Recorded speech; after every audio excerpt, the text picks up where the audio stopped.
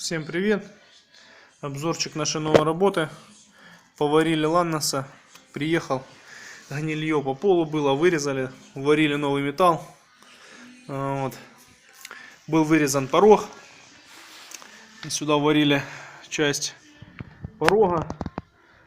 Была такая ремонтная вставочка. Правда, задней части. Мне немножко пришлось потрудиться, чтобы все вставить.